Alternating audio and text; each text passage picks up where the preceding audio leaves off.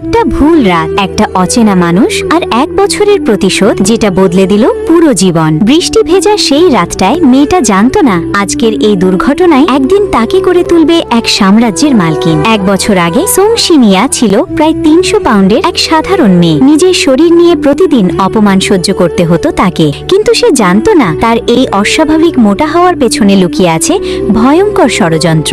একদিন আচমকা সে জানতে পারে তার সৎ বোন গোপনে তার ভিটামিন বদলে হরমোন ট্যাবলেট খাওয়াচ্ছিল। উদ্দেশ্য একটাই, তাকে কুৎসিত বানিয়ে পারিবারিক সম্পত্তি দখল করা। কিন্তু এখানেই শেষ নয়। সেই রাতেই সৎ বোন আরো ভয়ঙ্কর পরিকল্পনা করে। জোর করে মদ খাইয়ে শিনিয়াকে এক বৃদ্ধ লোকের রুমে পাঠিয়ে দেয়, যাতে মেয়েটার সম্মান চিরতরে নষ্ট হয়ে যায়। কিন্তু ভাগ্যের খেলাটা ছিল অন্যরকম। ভুল রুমে ঢুকে পড়ে শিনিয়া, আর সেখানে ছিল মাতাল অবস্থায় থাকা রাজধানীর সবচেয়ে ক্ষমতাশালী ব্যবসায়ী পরিবারের উত্তরাধিকারী চিন ইউহে। সেই রাতের কিছুই ঠিকমতো মনে ছিল না দুজনেরই। শুধু মনে ছিল একটা অদ্ভুত অনুভূতি আর মেয়েটার গলায় থাকা ছোট্ট তারার আকৃতির জন্মদাগ। পরদিন সকালে ঘুম ভাঙতে শিনিয়া নিজের দিকে তাকিয়ে তিক্ত হাসল। আমার মতো মোটা মেয়ের সঙ্গে কেই বা থাকতে চাইবে, তাই চুপচাপ বেরিয়ে যাওয়ার সিদ্ধান্ত নেয় সে। তবে যাওয়ার আগে বিছানার পাশে একটা কয়েন রেখে যায়। মনে মনে হেসে বলে, কমপক্ষে অ্যাবসগুলো কিন্তু দারুণ ছিল। বাড়ি ফিরে শিনিয়া শুনে ফেলে সৎ বোনের ফোনালাপ। তখনই সে বুঝতে পারে সবকিছু পরিকল্পিত ছিল। সেই দিন রাতেই সে সব নষ্ট ওষুধ ফেলে দেয়।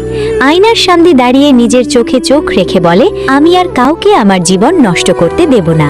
এরপর শুরু হয় কঠিন যুদ্ধ। ডায়েট, জিম, অপমান, কান্না, সবকিছুর সঙ্গে লড়াই করে 1 বছরের মধ্যেই 300 পাউন্ডের সেই মেয়েটাই হয়ে ওঠে অসাধারণ সুন্দর, আত্মবিশ্বাসী এক নারী।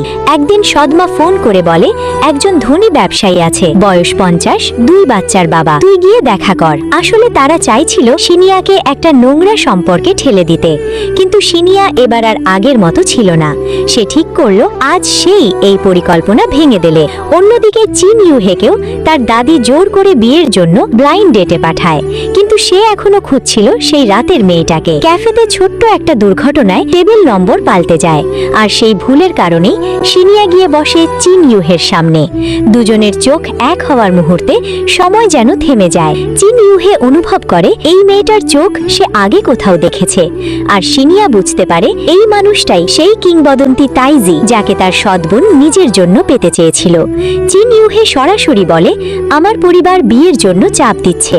আমি এমন কাউকে চাই যে আমাকে বিরক্ত করবে না। বাড়ি, গালি, চাকর বাকর সব থাকবে, শুধু একটা চুক্তির বিয়ে। শিনিয়া কিছুক্ষণ চুপ থেকে মুচকি হেসে বলে, এটাই তো আমার স্বপ্নের বিয়ে। তারপর দুজন সরাসরি চলে যায় ম্যারেজ অফিসে। সেই দিনই তারা স্বামী স্ত্রী হয়ে যায়। কিন্তু বিয়ের পরদিনই জরুরি কাজে বিদেশ যেতে হয় চিন ইউহেকে। তবুও হাজার ব্যস্ততার মাঝেও সে বারবার শিনিয়াকে মেসেজ করত। একদিন শিনিয়া ভুল করে তার নম্বর ব্লক করে দেয়। সঙ্গে সঙ্গে ভিডিও কল। চিন ইউহে উদ্বিগ্ন গলায় বলে, আমি ভেবেছিলাম তুমি আমাকে আর চাইছো না। সেই মুহূর্তে প্রথমবারের মতো শিনিয়ার হৃদয় কেঁপে ওঠে। অফিসে একদিন এক লম্পট বস তাকে হয়রানি করার চেষ্টা করে। তার স্ত্রী এসে উল্টো শিনিয়াকেই অপমান করতে শুরু করে। তখনই শিনিয়া শান্ত গলায় বলে, আমি কিন্তু চিন ইউহের স্ত্রী। সবাই হেসে ওঠে, কিন্তু পরের মুহূর্তেই চিন ইউহে ফোনে বলে ওঠে, হ্যাঁ, শিনিয়া আমার স্ত্রী। 1 সেকেন্ডে পুরো অফিস নিস্তব্ধ হয়ে যায়। বিদেশে কাজের চাপে ডুবেছিল চিন ইউহে। তবু একদিন সব ফেলে হঠাৎ দেশে ফিরে আসে, কারণ শিনিয়া একদিন মজা করে বলেছিল,